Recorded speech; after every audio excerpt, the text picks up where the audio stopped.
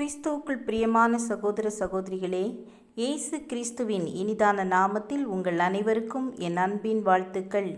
இன்றைய தினம் உங்களுக்காக கொடுக்கப்பட்ட வேத வசனம் மார்க் எழுதின சுவிசேஷம் 9ஆம் அதிகாரம் 50ஆம் வசனம்.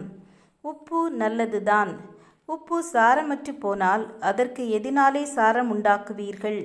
உங்களுக்குள்ளே உப்புடையவர்களாயிருங்கள், ஒருவரோடொருவர் சமாதானம் உள்ளவர்களாயும் இருங்கள் என்றார். ஒரு கிராமத்தில் ஒரு சிறிய பள்ளிக்கூடம் இருந்தது. அங்கே ஒரு ஆசிரியர் இருந்தார். ஒரு நாள் அவர் குழந்தைகளுக்கு வாழ்க்கையின் முக்கிய பாடங்களை சொல்லிக் கொடுக்க விரும்பினார். அவர் ஒரு டம்ளரில் தண்ணீர் எடுத்து மாணவர்களை சுவைக்க சொன்னார். அது மிகவும் சுவையாக இருந்தது. அதில் சிறிது உப்பை சேர்த்தார். மாணவர்கள் இப்பொழுது தண்ணீரை சுவைத்தபோது அது நன்றாக இருந்தது.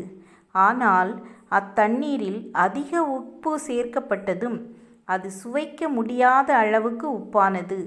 ஆசிரியர் கூறினார், நம்முடைய வாழ்க்கையும் இதுபோலத்தான். கடினமான நேரங்களில் நம்முடைய குணமும் நம் செயல்களும் ஒருவருக்கொருவர் விட்டு கொடுக்கும் உப்பாக இருக்க வேண்டும். ஒருவரை ஒருவர் தாக்கிக் கொள்ளக்கூடாது. ஒருவருக்காக ஒருவர் விட்டு கொடுக்க வேண்டும். அப்பொழுதுதான் நாம் சுவைக்கத்தக்கவர்களாகவும் சமாதானம் உள்ளவர்களாகவும் இருக்க முடியும். ஆனால் நம் வாழ்க்கையில் மாறுபாடுகள் அதிகமாக இருந்தால் அது மற்றவர்களுக்கும் நமக்கும் சுமையாக மாறும். தன்னை விட்டு கொடுத்த உப்பை மீண்டும் அந்த தண்ணீரை சூடாக்குவதினால் அதை திரும்ப பெற்றுக்கொள்ளலாம். ஆனால் விட்டு கொடுக்காத தண்ணீர் சுவையும் இழந்துவிட்டது.